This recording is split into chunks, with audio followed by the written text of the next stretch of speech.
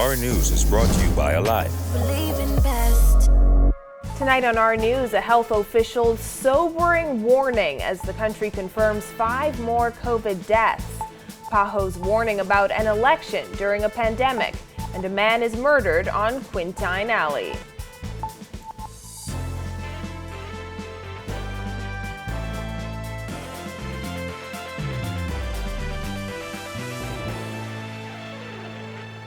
Welcome to Our News and thanks for joining us. I'm Christina Dragovich. Topping news tonight, 5 additional COVID-19 deaths confirmed yesterday, making August the deadliest month since the start of the pandemic. One health official is tonight warning that until there's a handle on the virus in the country, many more will die. Kyle Joaquin reports.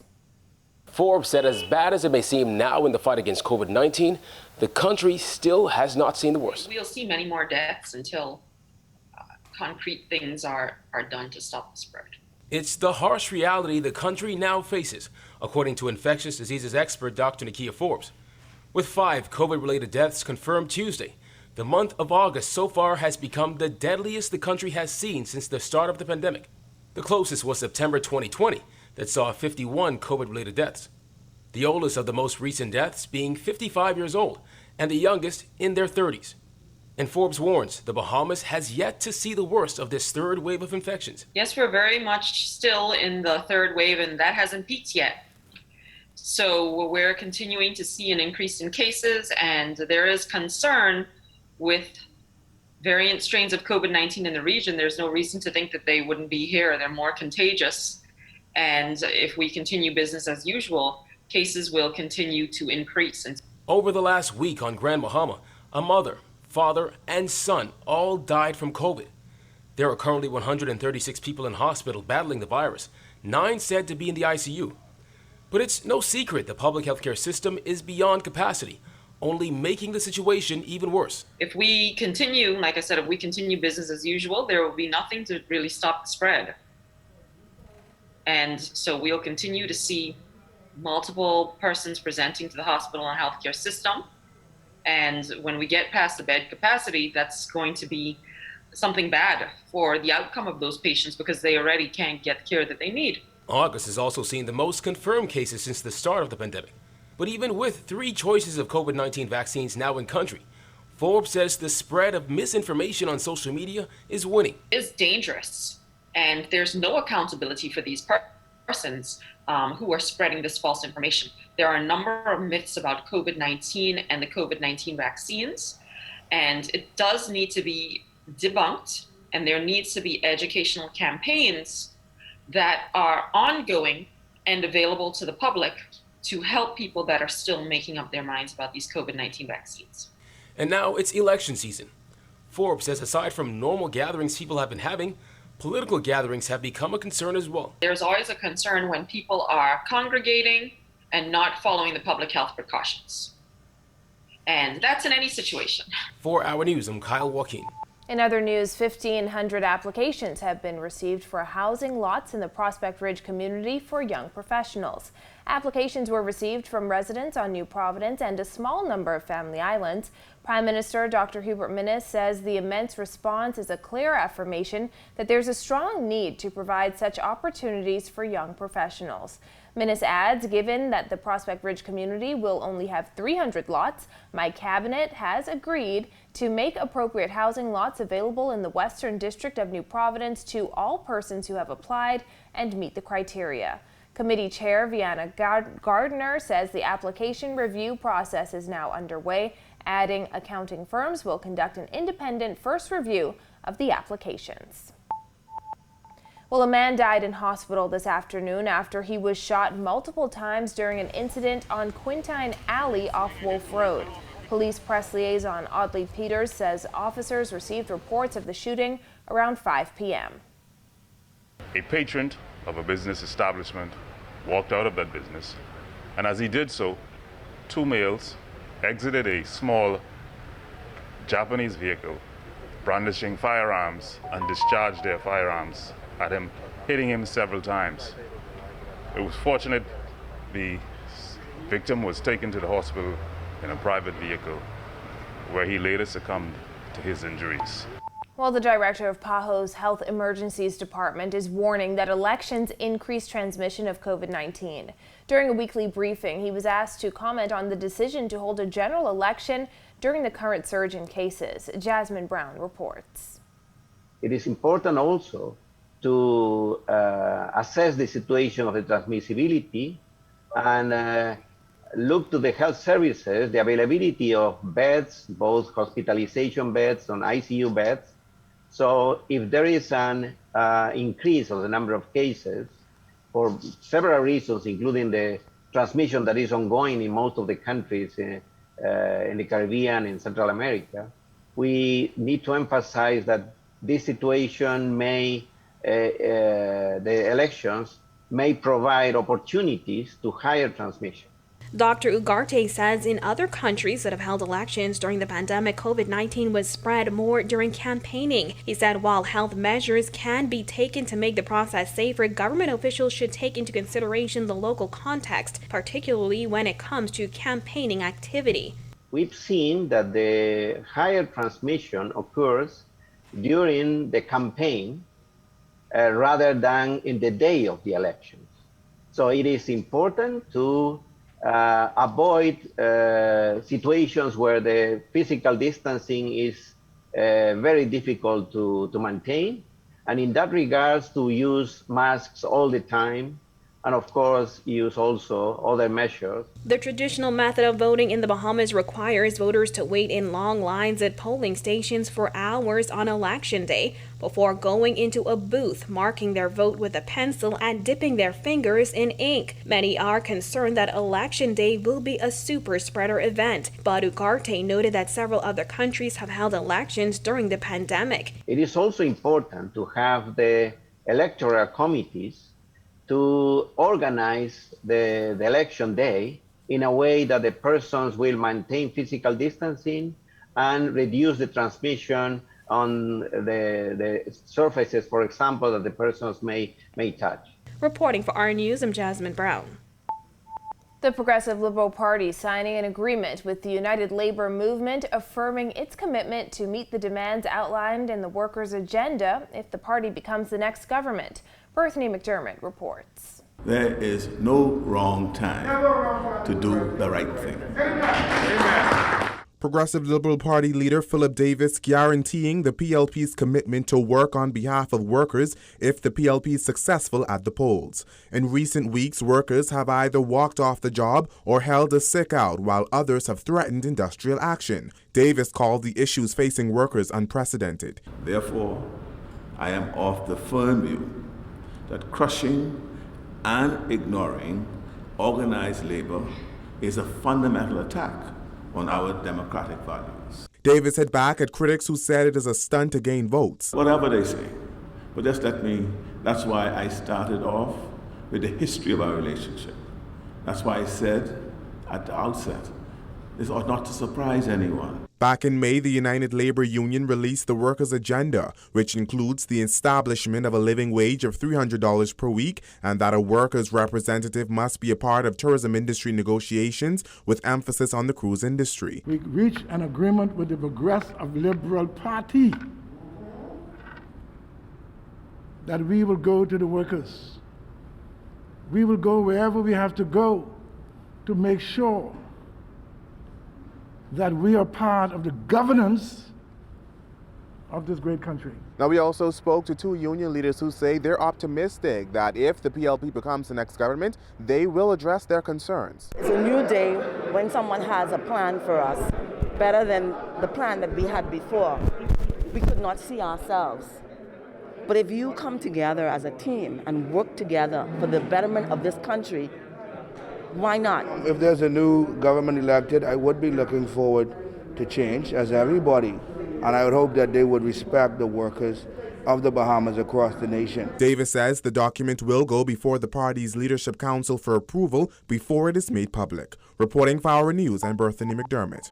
Strong winds swept across the capital late last night and earlier today. Greg Thompson has the current conditions. Thanks, Christine, and welcome everybody for your Wednesday Hump Day first look at weather. Lots more clouds outside our studios. Temperatures in the mid-80s. 83 is our current temperature outside. We'll call it humid because we still have a lot of moisture outside, feels like temperature in the mid-80s, and of course, we have a nice breeze out of the east at around 10 knots. Satellite view, upper level low that's spinning across the area, triggering some showers and thunderstorms overnight. Most of that activity is now into the northwest Bahamas and continuing to exit the area. Some of those showers and thunderstorms prompted the Department of Meteorology to issue some severe thunderstorms warning. We will continue to see 1 or 2 more showers later on tonight. That's your first look at weather. Your extended forecast is still to come. Still to come on our news, Sawyer boy battling severe COVID symptoms, plus why the courts are reviewing jury trials. The details after this. Welcome to our news and thanks for joining us. Topping news tonight. COVID-19 remains a serious threat. Coronavirus COVID-19 has disrupted our economy, tourism industry, educational system, and put our healthcare facilities and professionals on high alert. Are you prepared? Do you have all the facts? Stay tuned to this network for the very latest news and information on this global pandemic.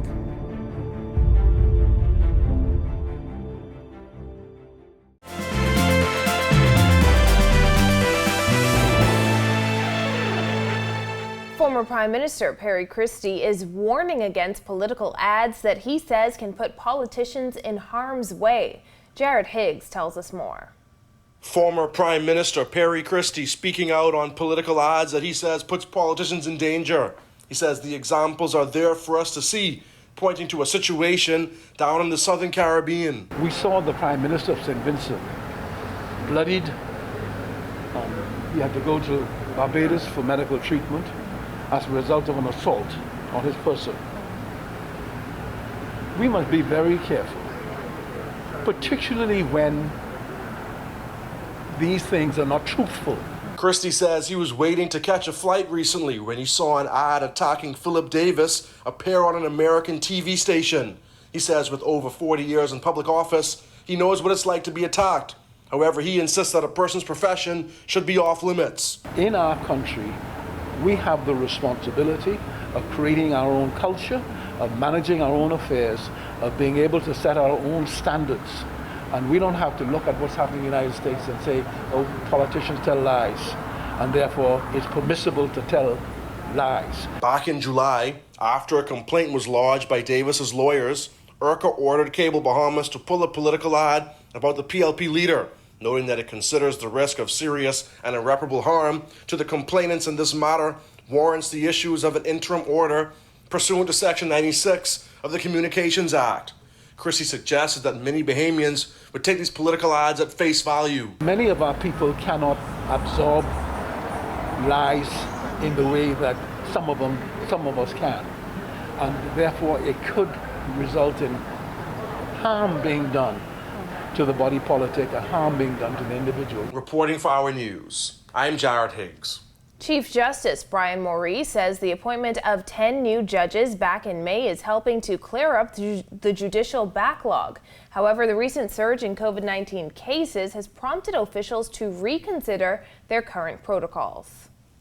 We are currently reviewing our procedures for criminal jury trials in view of the surge that we're now in. So we're going to have to see how that goes over the next week or two. But we are moving ahead, and the additional judicial resources have certainly been helpful. 5 Supreme Court justices and 5 magistrates were appointed in May, with some judicial promotions resulting in vacant posts. Maurice says those appointments were needed to help tackle a long-standing backlog of cases that has been exacerbated by the pandemic. I am pleased to say that even in these difficult days of the pandemic, and particularly the surge that we are now in, we have been able to keep all the court services open, and we provided access to justice for all Bahamians in the Magistrates Court, in the Supreme Court, and in the Court of Appeal. So we are moving forward. Coroner Janine Buish Gomez has been promoted to the Supreme Court bench. As a result, a new acting coroner will be announced. In other news, the family of a local comedian and member of the RTV family is appealing for help and prayers as their loved one battles COVID-19. Tamiko Sawyer, well known as Sawyer Boy, has been fighting COVID for about a week. His brother Giovanni Sawyer confirms that the host of the new Sawyer Boy TV show is hospitalized with severe symptoms and has pneumonia. In a social media post 2 days ago, Sawyer Boy said, "It's rough, but I'm holding on," as he thanked everyone for their prayers. Now the family is asking for donations as they explore all options to get Sawyer the care he needs. Follow the link on the R News Facebook page for more information. And safety protocols for the next general election must be laid out swiftly, according to PLP COVID Task Force Chairman Dr. Michael Darville, who's stressing the need to ensure that voters can cast their ballots safely. Jillian Gray has that. 2 weeks before early voters head to the polls, PLP Task Force Chairman Dr. Michael Darville says officials must move swiftly to lay out safety guidelines for candidates, poll workers, and voters. The advance poll is around the corner, followed by the general election.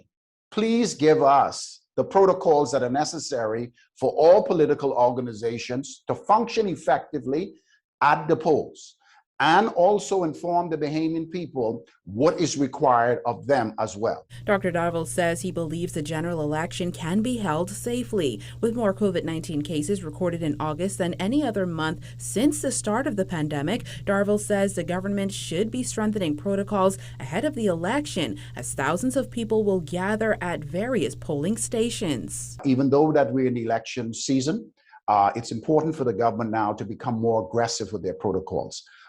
There's no reason why we cannot establish a few free testing centers throughout the Commonwealth of the Bahamas. He also stressed the party's concern for voters who are in quarantine. There are many people who are presently in quarantine and will remain in quarantine up before the general election. The government needs to come and begin to tell us what the policy will be for individuals who want to vote and they are in quarantine. National Security Minister Marvin Dames has said the competent authority will have to provide clarity on whether quarantined individuals will be allowed to vote. Reporting for R News, I'm Jillian Gray. CEO of the Cable Bahamas Group of Companies, Franklin Butler, visiting Sweetings Key during an assessment exercise. The walkthrough, led by Director of the Northern Bahamas, Dominique Petty, will help to address the unique challenges of connecting the remote community, which was ravaged by Hurricane Dorian. Butler says residents have endured compound losses brought on by Dorian and COVID-19, adding he's determined to deliver the best in communications technology. In the coming weeks, Sweetings Key residents will have access to Rev Home Sat, which enables consumers in areas without traditional Cable Bahamas infrastructure to enjoy Rev video and broadband service. When our news returns, celebrating the life of Arthur Hanna, and meet the F&M's candidate for Golden Isles. Stay with us.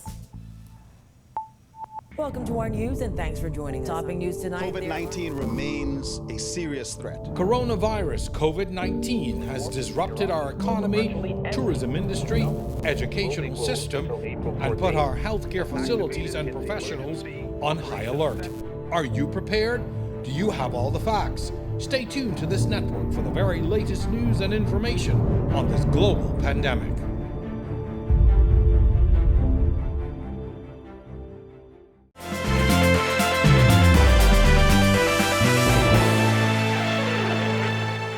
This is our news. Welcome back. There was singing, laughter, and tears at Progressive Liberal Party headquarters last evening as party leaders paid tribute to one of the PLP's founding members. Arthur Hanna, a former Governor General and Deputy Prime Minister, died at his home earlier this month at age 93. PLP leader Philip Davis hailed Hanna as the father of Bahamianization. There's no finer example of the Bahamian story than the life and times of the most honorable Arthur Dion Hanna. For decades during his life and for generations after his death, the most honorable Arthur Dion Hanna was and will be known as the father of Bahamianization. Former Prime Minister Perry Christie applauded the political giant for helping many political hopefuls to find their way. Eddie! My brother, farewell. Farewell. You've done a great job for this country.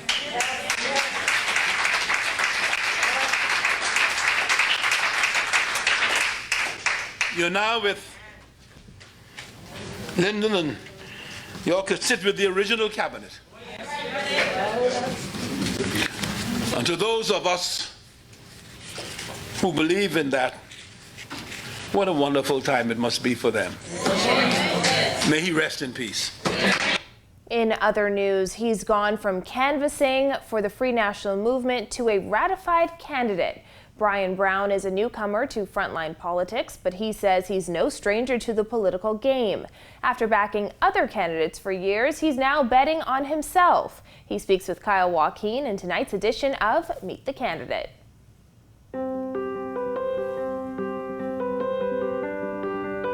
I know the people in Golden Isles. Who I don't know, like I tell you, I will get to know. Born and raised in Maguana, Brian Brown moved to Nassau in his teens.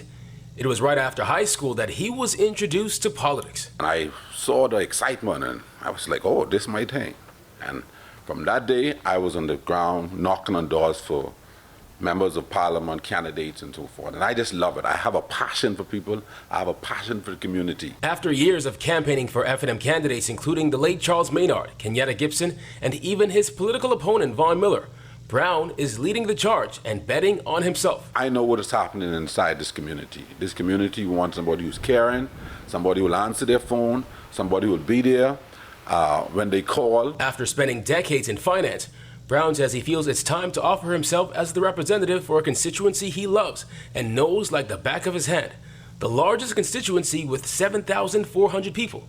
He says the best part is the people know him as he's created program after program impacting lives.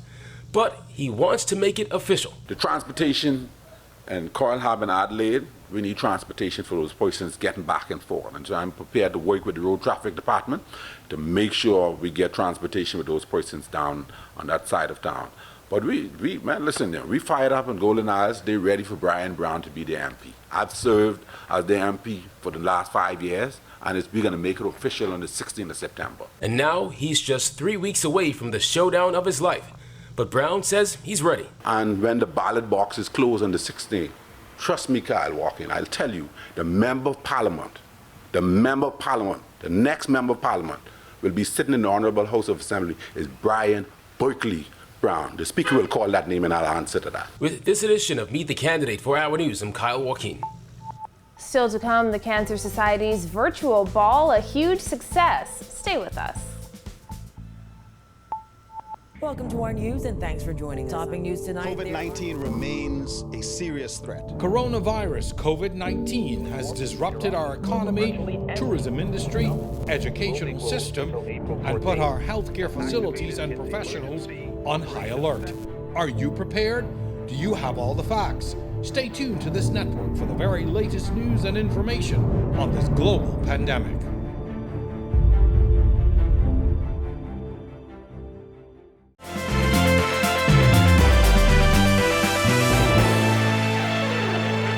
Welcome back to our news. Are more gusty winds ahead for the rest of the week? Greg is back in the Weather Center with the details. Thanks again, Christina. Welcome back, everybody, for your second look at weather. We have a couple of systems in the tropics we're watching, but we also have an upper level low spinning across the Bahamas, generating some showers and some thunderstorms. Some of those showers and thunderstorms heavy at times. That low will continue to pull out towards the west, pulling some moisture out of the Caribbean associated with the tropical wave. The National Hurricane Center are going to watch that. And as that low pulls out, we could see a couple more showers across the islands through tonight and into tomorrow. That low will enhance that tropical wave. The National Hurricane Center giving that a high chance for formation as it moves into the Gulf of Mexico. Could make it to a tropical storm or a hurricane status by the end of the week. We have another system in the open Atlantic that's going to be moving towards the north and away from us. And that has a very high chance for some formation over the next couple of days for potential tropical storm or a tropical depression. Another one well out there in the far eastern Atlantic. 30% chance, but that one will continue to move towards the northwest and away from most land masses and should not affect much in terms of any land mass. Boating forecast for all areas tonight through tomorrow. Your winds will be out of the east to southeast at 15 to 20 knots. They will be gusting in showers and thunderstorms. Small craft caution posted. High tide will be at 10:53 tonight. Here's a look now at your national forecast.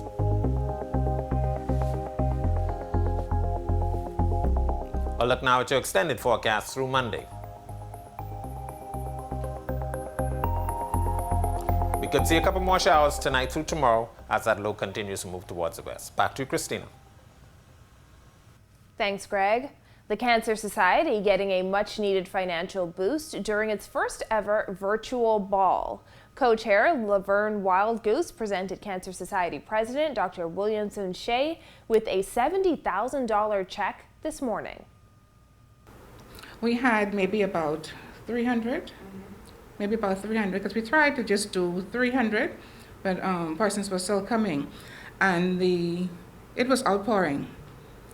I'm like, we didn't know it was gonna work out like this, and so persons, I guess, wanted something to do, even though it was virtual. The virtual ball was held on May 29th. Wildgoose says the money is much needed as the Bahamas battles a pandemic. The Cancer Society started the ball in 2001, and so I was there from day one. And I know how it is here with the Cancer Society. We need funding, and we didn't raise any funds the year before. I think we only had to walk and nothing else happened. And you have a lot of patients coming in who don't have the funds, or very tight, and they need it even to do their treatments. And so I'm happy that, like I said, we have raised funds to give back. Well, thank you for joining us for our news tonight. On behalf of the entire team, I'm Christina Dragovich. We'll see you right back here tomorrow night. Have a beautiful evening, Bahamas.